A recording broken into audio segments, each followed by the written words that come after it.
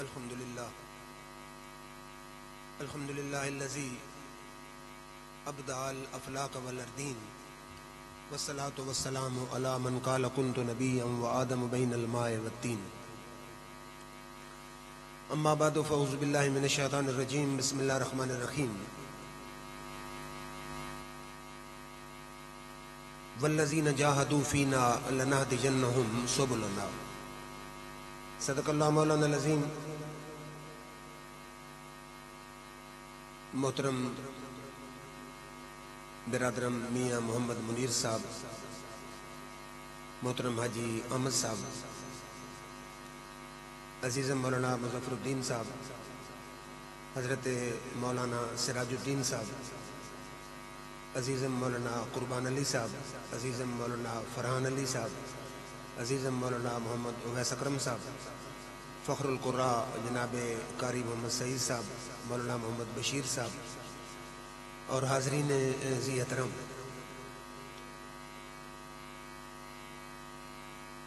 جیسا کہ آپ کو معلوم ہے کہ یہ عربی مہینوں کے لحاظ سے سفر المصفر کا مہینہ ہے. اگلا مہینہ انشاءاللہ حضور اکرم صلی اللہ علیہ وآلہ وسلم کی ولادت کا مہینہ یعنی ربیع النور، ربیع الاول شریف کا مہینہ شروع ہونے والا ہے. اس مہینہ میں بے شمار اولیاء کرام کے آراس ہیں. اس دن کوئی عزیز مجھے کہہ رہا تھا کہ پتہ نہیں یہ عجیب بات ہے کہ بے شمار اولیاء کرام کا وصال اس سفر کے مہینے میں ہے، جن میں غوث زمان، شہباز طریقت، غواث بحر معرفت سیدنا پیر میرے علی شاہ رحمۃ اللہ علیہ بھی ہے، اور مجدد دین و ملت اس برِ صغیر میں حضور اکرم صلی اللہ علیہ وآلہ وسلم کی محبت کی شمع جلانے والے اور حضور اکرم صلی اللہ علیہ وآلہ وسلم کی ناموس کا پوری زندگی تحفظ کرنے والے. میری مراد مجدد دین و ملت شاہ احمد رضا خان فاضل بریلی کا بھی وصال ہے. شاہ احمد رضا خان فاضل بریلی 1857 میں پیدا ہوئے اور 25 صفر 1921 میں آپ کا وصال ہے. یعنی اسی مہینے کی 25 تاریخ کو آپ کا عرس انڈیا میں بڑی تزک و احتشام کے ساتھ منایا جاتا ہے. آپ کی شخصیت کو میرے تعارف کی محتاج نہیں. 13 سال کی عمر میں آپ نے درس نظامی مکمل کر لیا تھا. 13 سال کی عمر اور 45 علوم پر اللہ تعالیٰ نے ان کو مہارت تامہ عطا فرمائی تھی، اور وہ 1000 کتاب کے مصنف تھے. 1000 کتاب کے مصنف. سعودی عربیہ حج پر گئے، وہاں کسی مخالف نے آقا کے علم غیب پر اعتراض کیا. آپ نے 8 گھنٹے میں بغیر کتابیں دیکھنے کے کئی 100 صفحات پر مشتمل کتاب الدولۃ المکیہ لکھ کر ان کے سامنے رکھ دیا. اور ان کی علمیت کی شان ہی نرالی ہے. انڈیا کی علی گڑھ یونیورسٹی میں سید سلیمان اشرف بہاری یہ اعلیٰ حضرت کے مرید تھے اور فقیہ اللہ حضرت علامہ یار محمد بندیالوی رحمۃ اللہ علیہ کے شاگرد تھے. انہوں نے لکھا اعلیٰ حضرت کو کہ ہمارے جو وائس چانسلر ہے سر ضیاء الدین احمد، وہ ریاضی کے بعد مثلث اور دائرہ کے مسائل میں اسے اشکال ہے، اعتراضات ہیں، اس کے ذہن میں بھی باتیں سمجھ نہیں آ رہی، اور کئی غیر ملکوں کے سفر اس مسئلے کے حل کے لیے کر چکا ہے. تو انہوں نے جب اعلیٰ حضرت کو خط لکھا، اعلیٰ حضرت نے فرمایا آپ مجھ کو انہیں بریلی بھیج. جب بریلی آئے اعلیٰ حضرت نے مثلث اور دائرے کے مسائل بھی حل فرما دیے اور قصور اشاریہ کی بات چلی. آپ نے فرمایا دوسری تیسری کسر تک تو ہمارے مدرسہ کے عام طالب علم حل کر لیتے ہیں. تو ضیاء الدین احمد کہنے لگا کہ ان سوالات کے لیے میں نے غیر ملکوں کے سفر کیے ہیں جو آپ کی درسگاہ کے عام طالب علم بھی حل کر لیتے. پھر صرف اتنی بات نہیں، ڈاکٹر معین نظامی پنجاب یونیورسٹی میں آج کل بھی پروفیسر ہیں مرحلہ شریف کے، ان کی بات مجھے بہت پسند آئی. وہ کہتے ہیں کہ بہت کم ایسا موقع آتا ہے کہ ایک آدمی کو اللہ تعالیٰ علم ظاہر بھی دے، علم باطن بھی دے، اور شعر و شاعری میں بھی کمال رکھتا ہو. یہ اعلی حضرت میں تینوں وصف جمع تھے کہ ظاہری علوم کے بھی ماہر، باطنی علوم کے بھی ماہر، اور شعر و شاعری میں بھی عظیم مقام رکھتے ہیں. اور داغ دہلوی کے سامنے ایک دفعہ ان کی ایک نعت پیش کی گئی کہ وہ سوئے لال ازار پھرتے ہیں، تیرے دن اے بہار پھرتے ہیں، تو حیران ہو گیا کتنے اچھے شعر کہتا ہے. وہ مسلمہ استاد ہے شاعری میں، وہ اسے ماننا پڑا کہ واقعی اعلی حضرت فاضل بریلی کا شاعری میں بھی کیا بلند مقام ہے. اور ایک اور پارسی جج تھا، بی ایف پروفیسر، اس نے کہا کہ انڈیا میں مجھے صرف 2 کتابیں نظر آئیں. ایک کتاب فتاوی عالمگیری نظر آئی، اور دوسری امام اہل سنت شاہ احمد رضا خان کا فتاوی رضویہ نظر آیا. اور آپ حیران ہوں گے کہ عالمگیر نے، اورنگزیب عالمگیر نے 500 علماء کی ڈیوٹی لگائی، 500 علماء کی ڈیوٹی، اور 6 جلدوں پر مشتمل فتاوی تیار ہوا. اس کا نام ہے فتاوی عالمگیری. فقہ حنفی کا بہت بڑا انسائکلوپیڈیا ہے، اور علماء دیوبند اور علماء اہل سنت دونوں اس سے اپنے فتوے لکھتے ہیں. یعنی اتنی معتبر مستند کتاب ہے. کتنے علماء نے لکھی؟ 500 علماء نے. ادھر اکیلا مجدد دین و ملت شاہ احمد رضا خان، اور انہوں نے 6 جلدیں نہیں 33 جلدوں پر مشتمل فتاوی رضویہ لکھ کر دنیا کو پھر حیرت میں ڈالا. دیکھیں نا، 500 علماء لکھ رہے ہیں اور 6 جلدیں بن رہی ہیں. یہاں نبی کا عاشق ایک آدمی لکھ رہا ہے اور 6 نہیں 33 جلدیں تیار کر کے قوم کے سامنے پیش کر رہا ہے. پھر حضور اکرم صلی اللہ علیہ وآلہ وسلم کی یہ حدیث ہے. حضور اکرم صلی اللہ علیہ وآلہ وسلم نے فرمایا کہ ان اللہ لجبعث علی راس کل 100 سنۃ من یجدد امر دینھا. فرمایا میرے رب کی یہ سنت جاری ہے کہ ہر 100 سال کے بعد ایک ایسے مرد کو بھیجتا ہے، ایک ایسے کلندر کو بھیجتا ہے، ایک ایسے رجل صالح کو بھیجتا ہے کہ جو دین میں تجدید کا کام کرتا ہے. حضور کی سنتوں پر، اسلام کے احکامات پر لوگوں نے جو پردے ڈالنے کی کوشش کی ہوتی ہے، وہ مجدد آ کے ان کی تجدید کر کے دکھا دیتا ہے. اب ذہنوں میں جو سوال آتا ہے کہ اہل سنت کا امام شاہ احمد رضا خان فاضل بریلی، انہوں نے تجدید کن کن شعبوں میں فرمائی؟ 3 شعبے علماء بیان کرتے ہیں.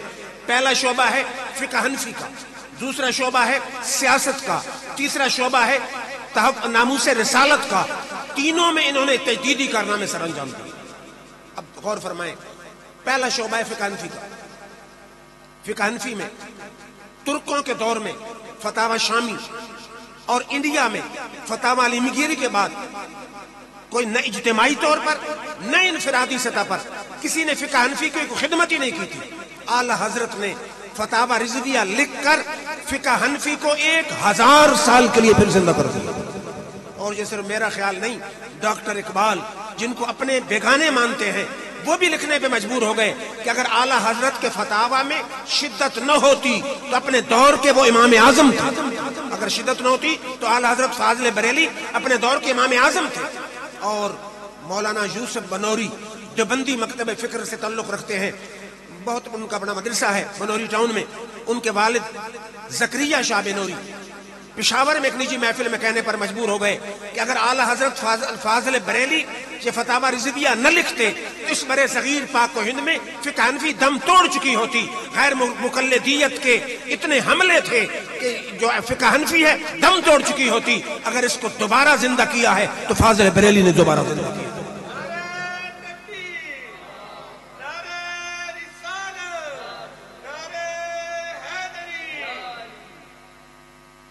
پھر توجہ فرمائیے. اور مولوی انور شاہ صاحب کشمیری جو علماء دیوبند کے شیخ الحدیث ہیں، فیض الباری شرح بخاری میں لکھتے ہیں کہ اعلی حضرت فاضل بریلی کا فقہ میں وہ مقام ہے جو امام عسقلانی اور امام بخاری کا حدیث میں مقام ہے، وہ فاضل بریلی کا وہ علم فقہ میں اللہ تعالیٰ نے وہ مقام عطا فرمایا. تو فقہ میں آپ نے تجدیدی کارنامہ سر انجام دیا. اب دوسرا شعبہ توجہ فرمائے کہ دوسرا شعبہ تھا سیاست کا شعبہ. یہ بات ہے 1919 کی. اس برے صغیر پاک و ہند میں انگریزوں کے خلاف تاریخ خلافت مسلمانوں نے شروع کی. اس کے مقابلے میں گاندھی نے تاریخ عدم تعاون شروع کر دی. دونوں کا مقصد ایک تھا کہ انگریز کی مخالفت، انگریز کو ملک سے نکالنا، انگریزوں سے بائیکاٹ کرانا. تو دونوں تاریخوں کا چونکہ مقصد ایک تھا، گاندھی بڑا چست تھا، وہ مسلمانوں کے قریب آ گیا اور مسلمانوں نے اس کو اتنی اہمیت دینی شروع کی کہ ایک ڈولی میں قرآن اور گیتا کا جلوس نکالا گیا اور ممبر رسول پر، دہلی کے ممبر پر اس کافر گاندھی کو بٹھا کے تقاریر کرائی گئی اور قسم قسم کی ہندو مسلم اتحاد کے نعرے لگا لیے گئے. اور بعض علماء نے یہاں تک کہا کہ ہندوؤں کو خوش کرنے کے لیے گائے کی قربانی چھوڑ دی. اس وقت آواز اٹھانا کو معمولی دل گردے کا کام نہ تھا. اس وقت اگر آواز اٹھی تو کسی اور عالم کی آواز نہیں اٹھی، آواز اٹھی تو سنیوں کے امام شاہ احمد رضا خان کی آواز اٹھی. آپ نے الحجت المؤتمنہ لکھی. آپ نے فرمایا برے صغیر کے مسلمانوں سنو، جیسے انگریز مسلمانوں کا دشمن ہے ایسے ہی ہندو مسلمانوں کا دشمن ہے. ہندو الگ قوم ہے، مسلمان الگ قوم ہے. اگر انگریزوں سے بائیکاٹ کرتے ہو درست ہے، کرو بائیکاٹ، لیکن ہندوؤں کے ساتھ یارانہ نہ بناؤ، کیونکہ وہ بھی اسلام کے دشمن ہے، وہ بھی اسلام کے دشمن ہے. اور آپ نے کتاب الحجت المؤتمنہ لکھی کسی مخالفت کی پرواہ کیے بغیر. گویا اعلی حضرت نے 1919 میں دو قومی نظریہ قوم کے سامنے پیش کر دیا.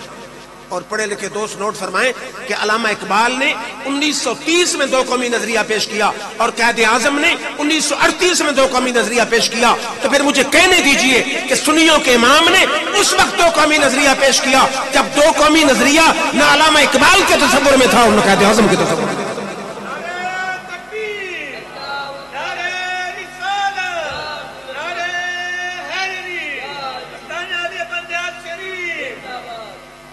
پھر تیسری خرابی کیا تھی کہ جس شعبے میں آل حضرت نے تجدید کی، آپ حیران ہوں گے، علماء بہت کم بیان کرتے ہیں کہ اس برے صغیر میں آل حضرت کے دور میں گستاخی رسول کا بازار گرم تھا.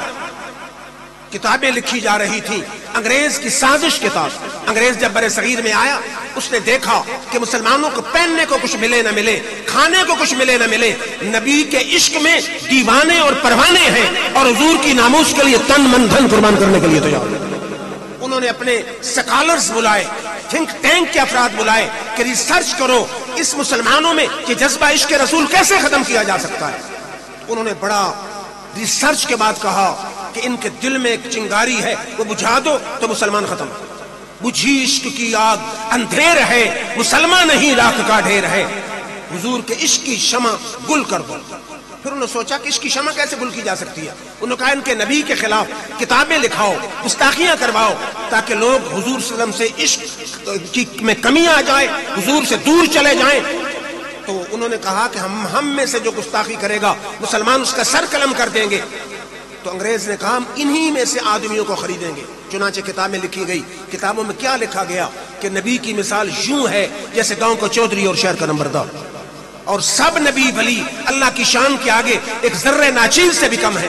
اور یہ بھی لکھا گیا کہ بالفرض اگر نماز میں اپنے شیخ جیسے اور بزرگوں کا خیال آ جائے، خواہ جناب رسالت ماں بھی کیوں نہ ہو، اپنے بیل اور گدھے کی صورت مستغرق ہونے سے زیادہ برا ہے. اور کتابوں میں یہ بھی لکھا گیا کہ اگر بالفرض زمانے نبی کے بعد کوئی نبی آ جائے تو حضور کی ختم نبوت میں فرق نہیں آتا. اس وقت سنیوں کے امام شاہ احمد رضا خان نے یہ ساری عبارتیں اکٹھی کر کے سعودیہ کے علماء کی طرف بھیجی. سعودی عرب کے 22 جیت علماء نے ان عبارات پر لکھ دیا کہ یہ گستاخانہ ہے. تو اعلی حضرت نے ان کو حسام الحرمین میں شائع کر کے گستاخی رسول کا باب ہمیشہ ہمیشہ کے لیے بند کر دیا. تو صرف دو شعبے نہیں. اب آئیے کہ لوگ کہتے ہیں جی وہ بھی علماء ہیں، یہ بھی علماء ہیں. میں صرف 2 آیتوں کا ترجمہ آپ کے سامنے پیش کرتا ہوں، ان علماء کا بھی اور عاشق رسول امام محمد رضا کا بھی. علماء بھی نوٹ فرمائیں کیا ترجمہ ہے. اب پہلی آیت ہے قرآن مجید کی کہ وَاسْتَغْفِرْ لِذَنبِكَ وَلِلْمُؤْمِنِينَ وَالْمُؤْمِنَاتِ، یہ قرآن کی آیت ہے. اب اس میں مولوی اشرف علی صاحب تھانوی ترجمہ کرتے ہیں آپ اپنی خطا کی معافی مانگتے رہیں. اگر نبی خطا کر رہا ہے تو پھر ہدایت کس نے دینی ہے؟ मौलवी अशरफ अली साहब तर्जमा करते हैं, आप अपनी खता की माफी मांगते रहें। और मौलवी महमूद उल हसन देवबंदी साहब कहते हैं, और माफी मांग अपने गुनाह के वास्ते। अब जरा गौर फरमाइए, अब आशिक मुस्तफा कुश्ता इश्क रसूल, कुश्ता इश्क रसूल और जुल्फ असीर जुल्फ मुस्तफा इमाम अहमद रजा बोला, आप फरमाते हैं, ऐ महबूब अपने खासों मुसलमान मर्दों और औरतों की गुनाहों की माफी मांगिए। ये आशिक रसूल का तर्जुमा है। वो कहते हैं कि अपने गुनाह की माफी मांग। सुन्नियों का इमाम कहता है कि नबी तो होता ही गलती से मासूम है, नबी की लग़्ज़िश तो होती नहीं है। इसका माना ये है अपनी गुनाहगार उम्मत के गुनाहों की माफी मांगी।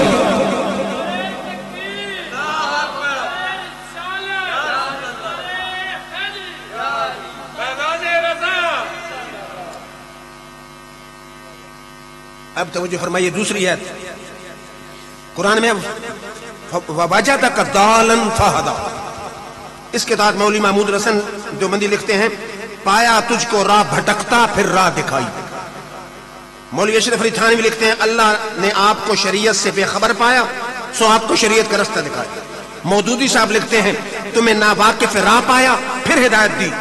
अब सुन्नियों का इमाम आया, आप फरमाते, तुम्हें अपनी मोहब्बत में वारुफ्ता खुद रफ्ता पाया, तुम्हें अपनी तरफ राह दी। तुम्हें अपनी मोहब्बत में खुद रफ्ता पाया, तुम्हें अपनी तरफ राह दी। ये फर्क है उन उलमा में और इन सुन्नियों के इमाम में कि जब भी बात करते हैं आंखों पे ताज़ीम मुस्तफा की ऐनक लगी होती है, दिल में इश्क़ मुस्तफा की शम्मा जल रही है। फिर जो आला हजरत सिर्फ आलिम नहीं थे, सिर्फ वली नहीं थे, अजीम शायर भी थे। और शायरी को अगर देखा जाए तो या तो जुल्फ और रुखसार का तज़किरा होता है, या गेसुए ताबदार की बात होती है, कोई गमज़ा अदा का शिकार होता है, तो कोई जुल्फे स्याह में गिरफ्तार होता है। लेकिन एक ऐसा शख्स है जो बात करता है तो हबीबे खुदा की, जो बात करता है तो मदीना के दरो दीवार की, जो बात करता है तो वद्दुहा के मुखड़े की, जो बात करता है तो जुल्फे मुस्तफा की। उस दौर में लोग अमीर आदमियों के कसीदे लिखते थे, तारीफ लिखी, नज़म लिखी, पैसे लिए। किसी ने कहा, इमाम अहले सुन्नत, आप भी चंद शेर किसी की नज़म के लिख के पैसे लें, मुरब्बे लें, फवायद उठाएं। आपने एक शेर में जवाब दिया, आपने फरमाया, करूं मदह आहले दुबल रजा, पड़े इस बला में मेरी बला, मैं गदा हूं अपने करीम का, मेरा दीन पा रहे इन्होंने। फिर सारी दुनिया हज के लिए जाती है, मक्का शरीफ जाती है। अगर पूछे कहां जा रहे हो, हज के लिए। जब वो आशिक मुस्तफा हज के लिए जाने लगा सऊदी अरेबिया मक्का शरीफ, किसी ने पूछा, इमाम अहमद रजा कहां का इरादा है? फरमाते हैं, काबे का नाम तक न लिया, काबे का नाम तक न लिया, तैबा ही कहा, पूछा अगर किसी ने कि नीयत किधर की है। फरमाते हैं, मेरा इश्क ये कहता है कि काबे के नाम लेने की जरूरत नहीं है, मेरा इश्क ये कहता है कि मक्के के नाम लेने की जरूरत नहीं है। अगर कोई भी पूछे तुम कहो मैं तो मदीना जा रहा हूं। आगे कहते हैं, उनके तो फैल खुदा ने हज भी करा दिए, असल मुराद हाजिरी उस पाक दर की है। आप फरमाते हैं, गया था मदीने आका की दरबार की हाजिरी के लिए, उनके सदके रब ने मुझे हज भी करा दिया। और फिर जब पहुंचे मक्का शरीफ पहुंचे, काबतुल्लाह को देखा, और जब काबे को देखा तो फरमाते हैं, हाजियों आओ शहनशाह का रोजा देखो, हाजियों आओ शहनशाह का रोजा देखो, काबा तो देख चुके अब काबे का काबा देखो। शायद को सुनने वाला हमारा अजीज जो कहे कि काबे का काबा कैसे, ये इजमाई मसला है। मौलवी अनवर शाह कश्मीरी देवबंदी फैजुल बारी शरह बुखारी में लिखते हैं, शफा में काजी एजाज ने लिखा कि काबे से अर्श की शान ज्यादा है, लेकिन चाहे हो काबा चाहे हो अर्श, दोनों का हमारे आका की शान से कोई मुकाबला है ही नहीं। इस वक्त मदीना शरीफ में सबसे गुंबद में आका की मज़ार अनवर में मदीना की जो मिट्टी मेरे आका के जिस्म से मस कर रही है, उस मिट्टी की शान काबे से भी ज्यादा, अल्लाह के अर्श से भी ज्यादा।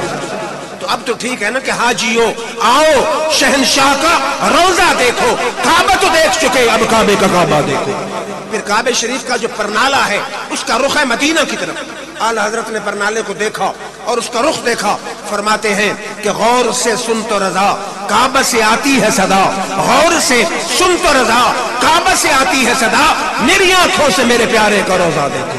کہ اگر تو توجہ کرے، دل کی آنکھیں کھولے اور تیری چشم بینا ہو، اگر خدا نے تمہیں کملی والے کا عشق دیا ہے تو تمہیں محسوس ہوگا کہ کعبہ اپنے پرنالے سے اشارہ کر رہا ہے، حج ہوتی مکے میں ہے، قبولیت کی روح مدینے میں لگتی ہے۔ پھر توجہ فرمائیے کہ حاجی، کسی نے کہا نا، کسی نے پوچھا کہاں جا رہے ہو حج کے لیے؟ آپ نے فرمایا حرم کی زمین اور قدم رکھ کے چلنا ارے سر کا موقع ہے او جانے والے، کہ مکہ شریف جانے والے، مدینہ شریف جانے والے، یہ وہ پاک جگہ ہے جہاں پر میرے آقا کے قدم لگے ہیں۔ حرم کی زمین اور قدم رکھ کے چلنا ارے سر کا موقع ہے او جانے والے، دل میرا چاہتا ہے کہ قدم کی بجائے سر کے بل چلوں، کیونکہ یہ وہ جگہ ہے جس کو شرف ہے جس نے ہمارے نبی کے قدموں کو چوما۔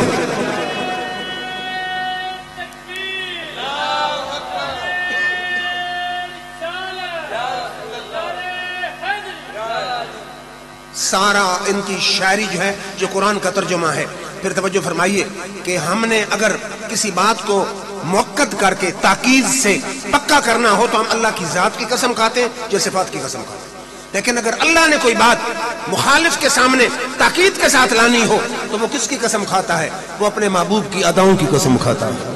میرے رب نے فرمایا والضحیٰ، میرے حبیب ہمیں تیرے نورانی مکھڑے کی قسم ہے، کہیں فرمایا واللیل اذا سجا، ہمیں تیری بل کھاتی زلفوں کی قسم ہے، کہیں فرمایا والعصر، پیارے ہمیں تیرے زمانے کی قسم ہے، کہیں فرمایا وکیل ہی، ہمیں تیرے بولنے کی قسم ہے، کہیں فرمایا لامروں کا، ہمیں تیری چڑھتی ہوئی جوانی کی قسم ہے، کہیں فرمایا لا اقسم بہذا البلد وانت حل بہذا البلد، اے میرے حبیب ہمیں قسم ہے بکہ کی، قسم اس لیے نہیں کہ کعبۃ اللہ ہے، قسم اس لیے نہیں کہ مقام ابراہیم ہے، قسم اس لیے نہیں کہ صفا مروا ہے، پر میں قسم اس لیے اٹھا رہا ہوں اس کی گلیوں میں تو چل رہا ہے۔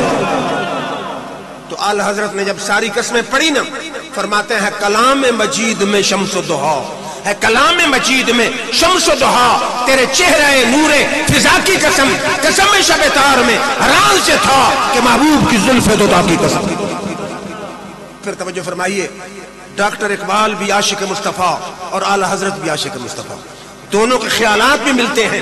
ڈاکٹر اقبال نے کہا شوق تیرا اگر نہ ہو میری نماز کا امام، میرا سجود بھی حجاب، میرا قیام بھی حجاب۔